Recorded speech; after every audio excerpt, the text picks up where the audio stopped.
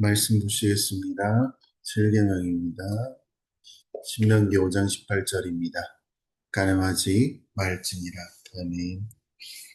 결혼은요, 개인의 행복을 위한 선택이 아닙니다. 한 몸의 약속 안에서 십자가의 사랑으로 배우도록 해주신 하나님의 구속의 역사입니다.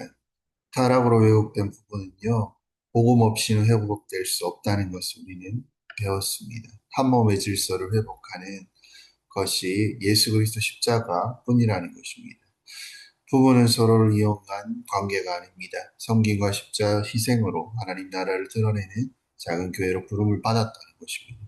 교회는 가정과 부부로 그저 내버려 두지 않고 언약 안에서 성숙하도록 보호하고 세워서 하나님 나라를 증언하는 공동체로 서야 한다는 것입니다. 사랑하는 지체 여러분, 예수님은 7계명에서 가늠하지 말라는 단순한 행위의 금지로 그것을 해석하지 않았습니다. 선상수훈에서는요, 예수님이 이 계명을 마음과 보는 문제, 곧 전체의 문제로 끌어올리십니다. 유대인의 가늠은요, 배우자 외의 성관계라는 작은 기준으로 이해했지만 이것만 지키면 됐지만 이제는 음욕을 품고 보는 자마다 이미 마음에 가늠하였다라는 말씀을 이제 핵심이 드러나게 되었다는 것입니다. 하나님 나라는 행위 이전에 마음을 다스리는 나라라는 것입니다. 그래서 7계명은 가정만 지키는 계명이 아닙니다. 교회와 세상의 기초를 무너뜨리는 죄의 뿌리를 차단하기 위해 하나님 나라의 그 출발점을 두고 있다는 것입니다. 이 전제를 놓치면 나 잘못한 거 없는데 자기에 의해 머물러지게 되고 그것이 곧 율법주의에 빠지게 된다는 것입니다. 십자가 앞에서 마음을 드러내는 회개의 자리로 나아갈 수 있는 유일한 길은 이 온전한 회개밖에 없습니다. 제대로 알아야 된다라는 것입니다. 지난주부터 그리고 그 전에 계속 다루었던 것이 부부의 도리에 대해서도 얘기했고 결혼을 또 확대적으로 해석을 했습니다. 교회까지 가져왔죠. 오늘은 가늠하지 말라는 이것을 십계명에 대해서 생각해 보려고 할 때 어떤 부분에서 예수님께서 7계명의 그분이 그것들을 해석해 주시고 설명해 주신 부분이 있다라는 것입니다. 그래서 그 부분을 가지고 아마 살펴보려고 합니다. 7계명에 대해서 이해하라는 부분이 나오는 게 어디입니까? 마태복음 5장부터 시작되는 산상수훈입니다. 그리고요, 가늠하지, 예수님께서 직접 가늠하지 말지니라, 말라라고 이야기하십니다. 예수님께서 7계명을 가늠하지 말라 이 말씀을 기본으로 그 말을 의미하고 있는 바를 가늠하지 말라는 것으로 인정하고 또 그렇게 먼저 이해하고 근데요 그 말씀이 그렇게 의미하는 것이 아니라 여기 말하고 있습니다. 뭐라고 이야기합니까? 마태복음에서 가늠하지 말라는 것을 너희가 들었으나 이렇게 할 때요 무슨 얘기냐면 10계명은 7계명 유대인들이 어떻게 해석하냐면요 부부 관계에서 배우자의 다른 이와 성적인 관계를 맺는 것을 가늠이라고 얘기했습니다. 그것만 딱 규정하고요. 그 외에는 적용하지 않았습니다. 근데요, 하나님께서 율법의 창시자이자 해석자이신 우리 주 예수 그리스도가 이 율법의 하나님이 부여하신 의미를 설명하면서 그것만이 아니라고 이야기하십니다. 그래서 이야기하는 부분이 있습니다. 뭐 28절 또 30절까지 얘기하면요. 마음의 간음을 이야기합니다. 그리고 31절, 32절에는 이혼하지 말라라고까지 이야기를 한다는 것입니다. 그래서 우리가요, 이 가늠하지 말라는 말씀이 1차적으로 또 핵심적으로 말하는 것이 뭐냐면요. 결혼 제도를 지키고 이 한 몸 된 부부를 온전케 하고 또 제대로 부부로서 잘 살아가게 하려고 이 계명을 주셨고 이 부부가 제대로 잘 서면 이 세상의 기초가 잘 세워진다는 것입니다. 이렇게 말씀을 하는 것입니다. 그래서 부부의 도리를 이야기합니다. 7계명 자체가 이 부부와 결혼에 대해서 말하는 것이고 이것을 통해서 그리스도와 교회에 대해서 이야기를 하려는 것이 하나님의 경륜이었다는 것입니다. 제대로 계명 세워진 부부관계는요. 그 부부관계를 파괴하지 못하도록 하려 했던 것이 7계명 가늠하지 말라는 이 말씀의 두 가지 면이 있습니다. 예수님께서 말씀하실 때 이 두 가지 면에서 이 부부를 파괴할 수 있다라고 보는데, 간음이 아니라 일반적인 음행도 부부의 관계를 흔들 수 있고 결혼 관계를 흔들 수 있다는 것으로 보는 것이고, 두 번째는요, 너무 쉽게 이혼하는 것, 그리고 이혼할 수 있다라고 생각하는 것도 이 부부 관계를 흔든다는 것입니다.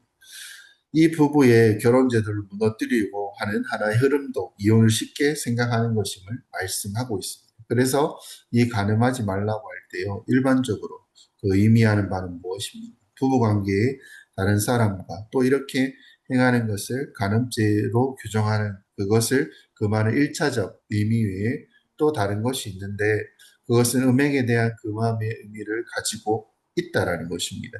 사람들은 이 계명에서, 7계명에서 지금도 일정한 내가 한계를 가지고 아주 협소한 의미로만 생각하고 적용을 합니다.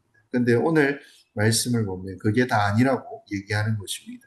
10가지 계명을 보면 나중에 또 나누겠지만, 10계명은 탐심에 대해서 다루고 있습니다. 탐하는 것을 말하는데 첫 번째 항목이 뭐냐면 내 이웃의 아내를 탐하지 말라는 것입니다.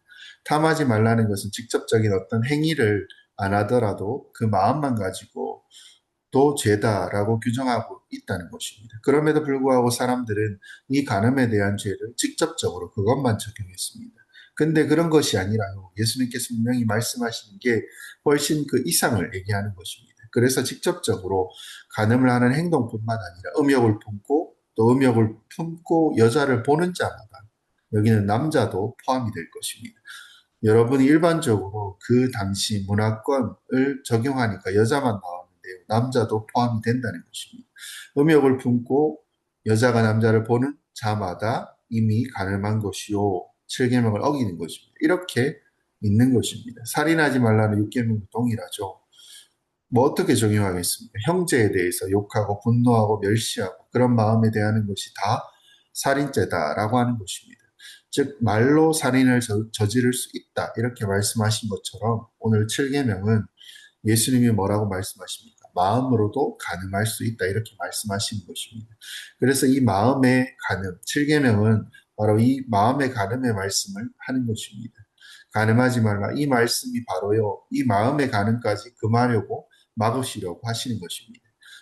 마음의 간음까지 막으심으로써 이 간음으로 가정이 무너지고 이 세상이 흔들리고 망가지는 것을 막아주시려고 주신 계명이 바로 제7계명이라는 것입니다. 그래서 오늘요, 음욕을 품고 여자를 보는 자마다 마음에 간음했다 이 말씀을 보는 것입니다. 그래서 음욕을 품고 여자를 혹은 남자를 보는 것이 무엇입니까? 생각 좀 해야 될 것입니다. 그래서 이걸 좀 더 정확하게 규정하는 시도를 한 사람이 여러 명 있었는데, 결론은요, 그냥 음욕을 품는 것을 보고 가르치는 것입니다. 오래전에 목사님들과 이 부분을 해석해 보려고 했는데요. 지나가다 예쁜 여자가 있습니다. 매력적인 여자가 딱 보고 다시 봤는데 이거냐? 근데 이제 어떤 부분은요, 그냥 예쁜 여자가 매력적이니까 다시 보는 거지 이렇게 이야기합니다. 그래서 세 번째 볼 때, 두 번까지는 예쁘니까 볼 수 있다. 세 번째 볼 때는 문제가 된다. 근데요, 잘 생각하셔야 됩니다. 어떤 부분이 그런 말을 맞는 것 같기도 해도, 근데 아니라는 것입니다. 예쁜 거는 여러 번 볼 수 있지 않느냐. 그래서 뚫어지게 그냥 한 번에 끝까지 보려는 분들도 있었다는 것입니다. 목사들이요, 그냥 교육자들이 그냥 앉아서 뭐 특정 부위를 뚫어지게 보려고 할 때 그런 얘기를 한 적이 있습니다. 근데 사실요, 이렇게 말할 수 없습니다. 사람마다 다 다르다는 것입니다. 여러 번 봐도요, 음욕을 품지 않고 보는 사람이 있습니다. 또 사람마다 반응하고 생각하는 게 다 다르다는 것입니다. 어떤 사람은요, 한 번만 봐도 음욕을 품을 수 있고, 어떤 사람은 안 봐도 음욕을 품을 수 있습니다. 그래서 이런 것들을 우리는 성경이 규정하지 않는 것에 대해서 자기 경험과 자기 어떤 합리적인 생각, 그런 것에 대해서 어떤 걸 규정하고 하는 것, 깨달은 것을 사람에게 강요할 수 없습니다. 그래서 어떻게 그것을 아냐는 것입니다.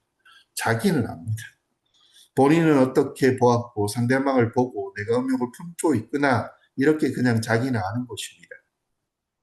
그리고 그렇게 자기가 하고 있으면요, 그렇게 자기가 음욕을 품고 보고 있다면 내가 지금 7계명을 어기는 하나님, 이 가장 중요한 계명을 어기는 간음을 하고 있구나. 이렇게 생각하고 놀라셔야 돼요. 깜짝 놀라셔야 돼요. 바로 하나님 앞에 회개할 뿐만 아니라 돌이켜야 돼요. 그래서 음욕을 품고 여자를 또는 남자를 보는 자마다 마음의 입이 가늠했다. 이렇게 말하는 것은요. 7계명의 해석으로도 잘 받아들이셔야 되는 것이고 성경에서 우리 주 예수 그리스도께서 뭐라고 말씀하시는 거냐면 이 마음의 가늠까지도 다 벗어나야 한다고 말하는 것입니다.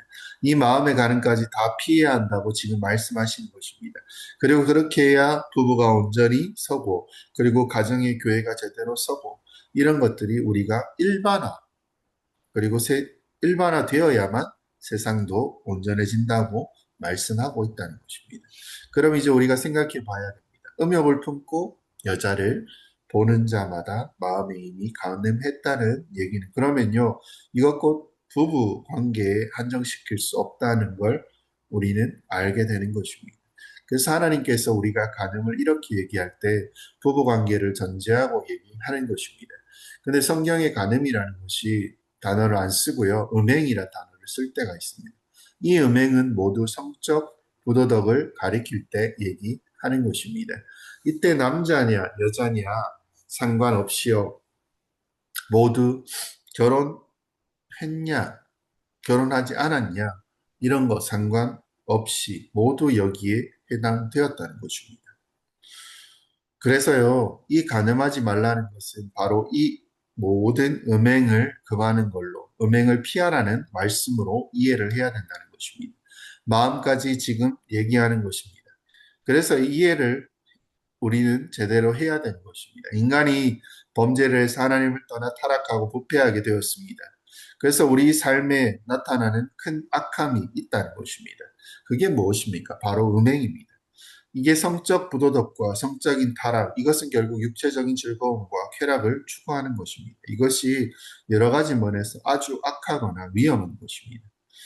뭐 몇 가지 얘기해 보자면요. 우선 제일 먼저 얘기해야 될 것은 이 음행은 아주 극단적인 의미에서 우상 숭배입니다.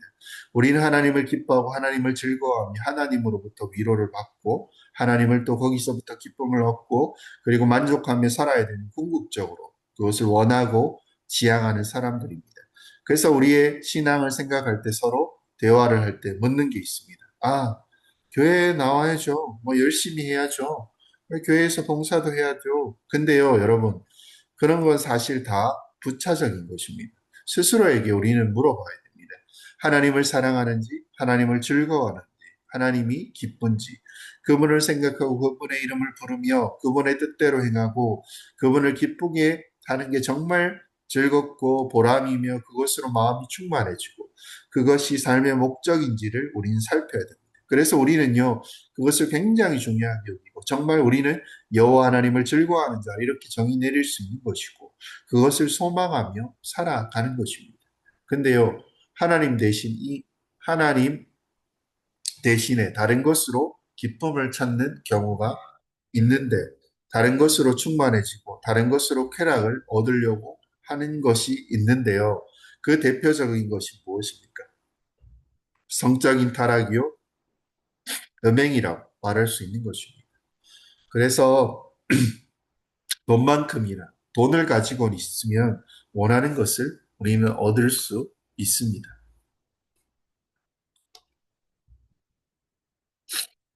그리고요, 돈은요, 전지전능성을 돈에서 보게 됩니다. 바로 돈만큼이나 우리에게 우상이 되고 우리를 지배할 수 있는 것이 뭐냐면요. 바로 음행입니다. 성적 부패, 타락이라고 말할 수 있는 것입니다. 왜 그렇습니까? 그 행위 자체가 우리에게 일정한 어떤 의미가 있고 기쁨과 쾌락을 주기 때문입니다. 그래서 여기서 한번 빠져버린다면요. 사실 하나님을 제대로 섬길 수 없습니다. 여기에 깊이 빠지면요. 하나님을 즐거워하거나 하나님으로부터 기쁨을 얻기 어렵기 때문에 바로 이 성적인 타락과 음행은 하나님을 섬기는 일에 완전한 대척점에 서 있다고 말할 수 있다는 것입니다. 우리는 생각해 보면요. 음행이 정말 그런 느낌을 주고 우리의 공허를 없애주며 외로움을 없애주고 충만하고 정말 평안하게 정말 참된 기쁨을 참된 쾌락을 허락해 주느냐? 그렇지 않다는 것입니다. 아무리 그렇게 해도 잠시 육체적인 것을 얻을 수 있을지는 모르지만, 그런데요, 결코 채울 수 없다는 것입니다. 공허할 수밖에 없다는 것입니다. 우리, 우리는 그걸 알고 있는 것입니다. 그럼에도요, 그것이 나를 끌어가는 힘이 대단해서, 그것이 주는 즉각적인 힘이 대단해서 매력 있고 쾌락이 있어서 음행은 계속해서 잘못하면 거기에 끌려가게 되어 있고, 그래서 하나님을 떠나게 되는 것입니다. 그리고 음행 가운데 그것으로 자기를 채우려고 하는 사람들이 있습니다. 하나님이 주시는 기쁨을, 하나님이 주시는 그 즐거움과 그 쾌락을 결코 알지 못하게 된다는 것입니다. 그리고 이뿐만 아니라 음행은 두 번째 얘기해 보면요. 자기를 파괴하고 또 다른 사람을 파괴하고 쾌락과 기쁨을 추구하는 것이 대단히 악하다는 것입니다. 하나님에 대한 우상 숭배를 할 뿐만 아니라 이웃을 위해 섬기며 사랑하는 면에서도 그 음행은 아직 치명적이고 파괴적이고 악한 고통을 주는 행위라고 할 수 있습니다. 대표적인 음행이 바로 간음입니다. 이것이 배우자에게 정말 엄청난 고통을 주는 행위라는 것입니다. 또 음행 중에 하나님은 여러 사람과 결혼하지 않는다 할지라도 여러 사람과 함부로 사귀며 성적 관계를 맺는 것이라고 또 말씀하십니다. 그저 성적인 쾌락을 채우기 위해 그저 만나자마자 그런 행위에 몰두하는 경우도 많이 있다는 것입니다. 또 그런 것을 자랑하는 사람들도 있습니다. 이것이 얼마나 지금 일반화되어 가고 있냐는 것입니다. 근데요, 그런 행위들은 진실한 관계를 얻기 어렵습니다. 실제로 하나님께서 사람들을 만나 그 육체적인 쾌락 때문이 아니라 그 사람들에 대해 진실되게 사랑하고 그 자체를 사랑하고 그리고 그 사랑은 곧 섬김과 헌신으로 나아가게 되어 있고 또 서로 마음을 주고받을 때 그것이 그렇게 하는 것이 신실함으로 또 지켜나가고 또 상대방을 귀하게 여기고 존중하며 이렇게 살아가도록 주님께서 정해 놓으셨는데 실제로 결혼 전에라도 이 음행에 빠진다면요. 사실 그렇게 사람들을 알고 살아가며 그렇게 관계 맺는 것을 잃어버리게 된다는 것입니다. 오히려 훨씬 약하게 사람들을 대하게 됩니다. 그렇게 되어버린다는 것입니다. 그래서 이 성적 행위가 더 이상 자기에게 쾌락을 주지 못하고 큰 만족을 주지 못하는 그런 관계에서조차 소홀해지고 또 깨지는 것을 보게 될 때 우리가 도대체 어떻게 사람들을 대해야 될지 다시 생각하게 되는 것이고 그 음행이 결국 다른 사람을 함부로 대하고 또 관계를 파괴하는 악한 것이구나. 또 너를 정말 사랑하게 되고 신실해야 되는 것인데 다른 사람을 그렇게 하지 못하는 것이구나를 알게 된다는 것입니다. 음행의 대표적인 것이 무엇입니까? 매춘입니다. 사람을 돈을 주고 사서 그것을 통해 쾌락을 얻는 것입니다. 이것은요, 정말 하나님 앞에서 얘기하는 것도 그렇지만 사람을 완전히 대상화, 즉 사물화 시키는 것입니다. 물건처럼 내가 필요한 부분을 그리고 필요한 것을 채우기 위해 내가 이용할 수 있는 도구처럼 그 사람을 대하는 것입니다. 사람이 어떻게 그렇게 대할 수 있냐는 것입니다. 사람이 하나님께서 창조하신 참으로 귀한 형상인데 어떻게 그렇게 대할 수 있냐는 것입니다. 근데요, 그렇게 보지 않고 그저 성적인 쾌락을 채우는 그런 도구나 물건으로 생각하는 아주 악한 행위이기 때문에 이 음행이 얼마나 파괴적인지를 다시 생각할 수 있는 것입니다. 그래서 여성 운동을 하시는 분들이 이 성적 대상화의 문제를 아주 심각하게 제시를 합니다. 이것이 아주요 우리 안에 꼭 매춘뿐만 아니라 일반적인 관계에서도 큰 문제로 지금 아니요 대두되고 있다고 말할 수 있습니다. 크게 생각 안 하는 사람들도 있습니다. 사실요 사람을 도구로 만들고 물건처럼 취급하는 거 꼭 이런 음행에만 있지는 않습니다. 꼭 자기 승진이나 성공을 위해서 막 그렇게 하고 또 높은 사람이 있는 자리에서는 또 다른 사람들이 좀 자기보다 못한 사람들을 이용할 때 또 사람을 도구니 물건으로 보는 것인데 이건 정말 하나님 앞에서 악한 것이라 말할 수 있습니다. 음행이 극단적으로 가면요. 강간이나 이런 형태로 나타나는 것입니다. 그것이 얼마나 악하게 상대방을 해하고 어떤 한 사람을 평생 잊을 수 없는 상처를 주며 그것 때문에 인간이 망가지게 만들고 하는 일입니다. 그것이 바로 이 음행의 본질입니다. 바로 이것이요, 이렇게 파괴적이고 다른 사람을 파괴할 뿐만 아니라 본인도 제대로 하나님의 뜻에 살아갈 수 없는 그런 하나님의 형상대로 창조되어진 아름다움을 잃어버리게 만드는 악한 것이라 할 수 있는 것입니다. 이기적인 것입니다. 자신도 파괴할 뿐만 아니라 다른 사람도 파괴하는 것입니다. 결국 이 음행은요, 생각해보면 결국 부부관계에도 해를 끼칩니다. 왜냐하면 부부의 성적인 관계는요, 하나님께서 결혼의 영역 내에 큰 기쁨을 누리고 살도록 그렇게 주신 선물입니다. 부부에게 주신 선물입니다. 한 몸 된 자들에게 주신 선물입니다. 근데요, 그것을 부부의 다른데 얻으면요, 그 부부 관계에서 그런 즐거움을 맛볼 수 없게 되었다는 것입니다. 오히려 한 몸으로서 잘 살아가는 것을 잃어버릴 수 있게 됩니다. 그래서 점점 이 부부로서 온전함을 잃어버리게 만드는 것입니다. 이 음행이 가지는 죄성과 파괴성, 이것이요, 가지는 이기적인 것들은 탐욕들, 그리고 이런 것들도 우상숭배적 성격이 있다는 것입니다. 하나님은 이 모든 음행을 금하십니다. 그리고 성적으로 하나님이 정하신 것에 따라 절제하며 깨끗하게 살 것을 원하십니다. 이 음행은, 성적인 타락은 우리의 삶을 파괴하고 다른 사람도 무너뜨립니다. 근데 이런 얘기를 할 때 이런 얘기를 많이 다루며요, 우리 안에 어떤 생각들이 있냐는 것입니다. 이 하나님이 주신 이 성을 더럽고 피해야 할 것으로 오해하도록 만들 수 있다는 것입니다.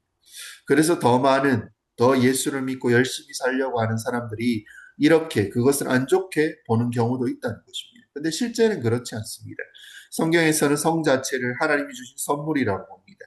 그래서 이 부부관계 안에서 이 성적 만족을 충만히 누리게 허락하셨고 그것으로 기쁨을 누리도록 하신 것입니다. 그래서 아가서에 보면요, 이 성을 노골적으로 표현하고 그것을 오히려 기쁘게 여기도록 한 것을 생각해 보면 이것을 오해하면 안 된다는 것입니다. 그래서 혼인을 금하거나 디모데전서에 보면 금욕주의, 결혼 안 하는 것, 결혼을 한 것보다 더 낫다고 여기거나 혹은 안 하는 사람들도 있습니다. 가톨릭 같은 데는 결혼을 안 하는 직분이 있죠.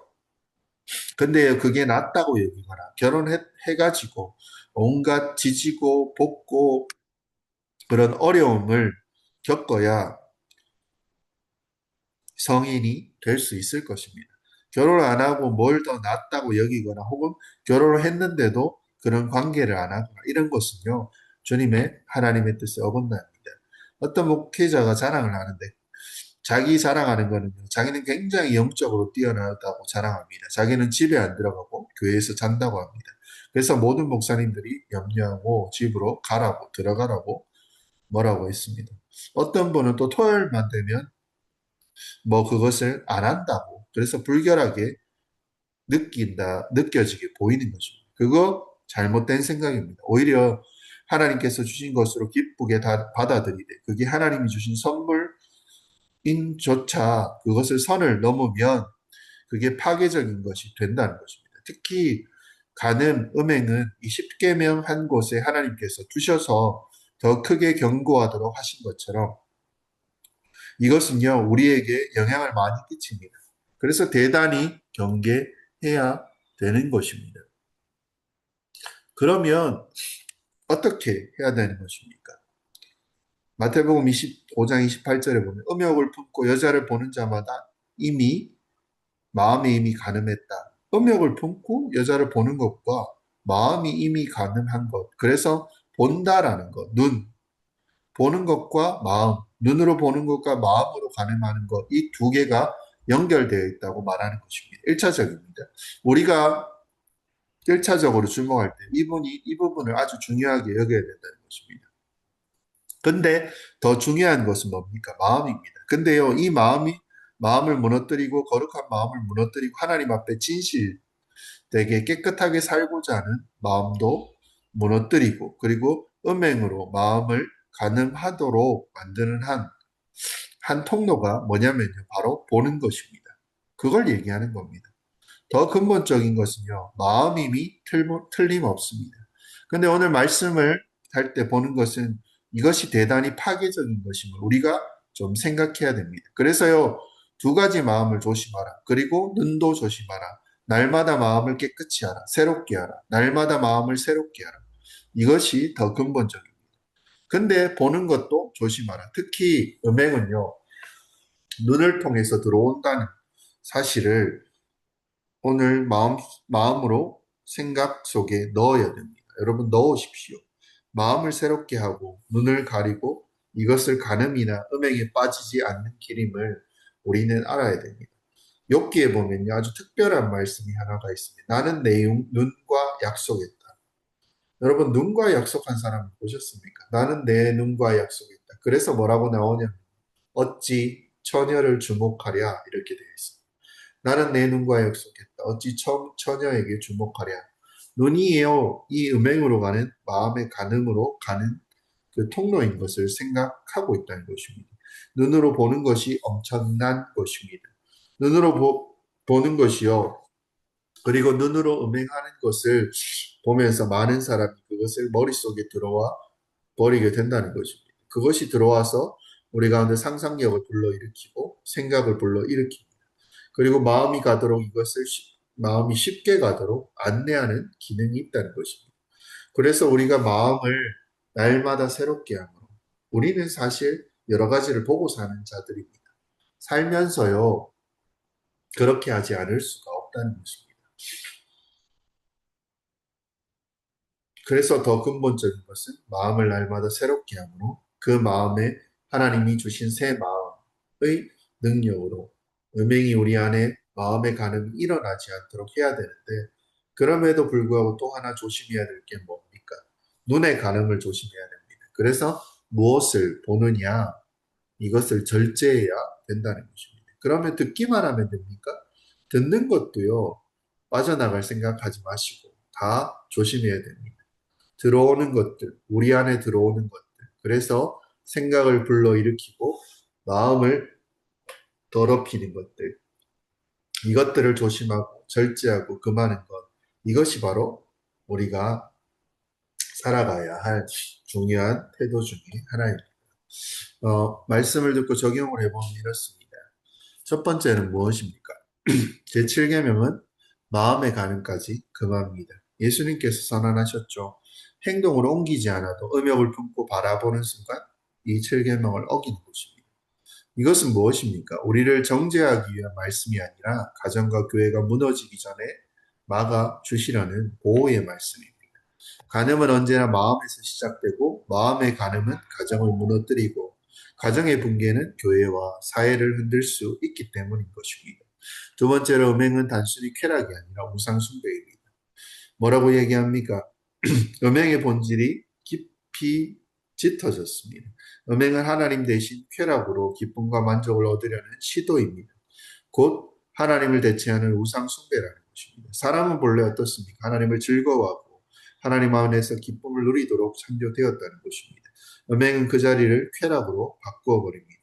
그래서 음행에 깊숙이 빠질 수 있도록 하나님을 즐거워하는 능력이 약해지게 하고 예배는 형식이 되고 신앙은 말라가게 만든다는 것입니다. 세 번째는 뭡니까? 음행은 자신과 이웃을 동시에 파괴합니다. 음행은 개인의 자유가 아니라 자기 자신과 타인을 동시에 파괴하는 죄라는 것입니다. 간음은 배우자에게 깊은 상처를 남기고 문란한 성관계는 진실한 관계를 불가능하게 만든다는 것입니다. 매춘과 성적인 사람을 대상화하는 것은요, 사람을 하나님의 형상인 사람을 도구와 물건으로 전락시켜버린 것입니다. 극단적으로요, 강간과 폭력으로 이어져 한 사람의 인생을 무너뜨릴 수도 있습니다. 그래서요, 하나님의 이 죄를 십계명 안에 넣으시고 강력하게 경고하는 것입니다. 그리고요, 성은 죄가 아니라 언약의 선물입니다. 성은 더럽다, 피해야 할 것이 아니라 하나님이 결혼 안에서 기쁨을 누리도록 주신 선물입니다. 문제는 성이 아니라 하나님이 정하신 울타리를 벗어날 때 생기는 파괴성입니다. 금욕주의도 쾌락주의도 모두 복음이 아닙니다. 복음은요, 언약 아래서 절제와 기쁨으로 그것들을 누린 것입니다. 지키는 길은 마음의 눈과 함께 다스리는 것이다 라고 마지막으로 합니다. 예수님은 보는 것과 마음을 분리하지 않으십니다. 눈은요, 마음의 간음으로 들어가는 주요 통로입니다. 성경이 뭐라고 했습니까? 나는 내 눈과 약속했다라고 이야기합니다. 주님 나라의 백성은요, 마음을 날마다 새롭게 하고 또 동시에 무엇을 보고 무엇을 차단할지를 선택한다는 것입니다. 이게 율법주의가 아니라 자유를 지키는 복음의 절제를 가진 우리입니다. 마무리하려고 합니다. 사랑하는 지체 여러분, 7계명은요, 행동만 조심하라는 말씀이 아닙니다. 마음을 지키고 눈을 지키고 하나님을 가장 큰 기쁨으로 삼아 살라는 부르심입니다. 예수님은 마음의 가는까지 대신 짊어지셨고 십자가에 죽으셨습니다. 그래서 우리는 이제는 정죄가 아니라 회복의 자리입니다. 두려움이 아니라 거룩한 자유의 자리로 나아갈 수 있습니다. 십자가 복음 위에선 교회입니다. 음행을 정죄만 하는 그런 공동체가 되지 말고 마음을 지키도록 돕고 눈을 지키도록 동행하며 참된 기쁨을 하나님 앞에 돌려드리는 그런 공동체로 세워지는 우리 교회 되시기를 그리고 학자 되시기를 주의 이름으로 소망합니다. 기도 제목 나오겠습니다. 마음까지 살피시는 주님 앞에 하나님 우리를 겸손케 하여 달라고 쾌락이 아니라 하나님을 가장 큰 기쁨으로 삶는 우리 되게 하여 주시옵소서. 성을 더럽게도 방종케도 하지 않고 언약 가운데 누리는 지혜를 허락하여 주시옵소서. 교회가 하나님 나라의 공동체가 되게 하여 주시옵소서. 크리스마스 이브입니다. 내일은 성탄입니다. 주님께서 이 땅에 오셨고 우리에게 무엇을 주셨으며 무엇을 원하셨는지 또 돌아보는 시간이 되었으면 좋겠고요. 그리고 각자 주변의 상황과 그리고 기도 제목 가지고 함께 기도하시며 나아가겠습니다. 기도하겠습니다.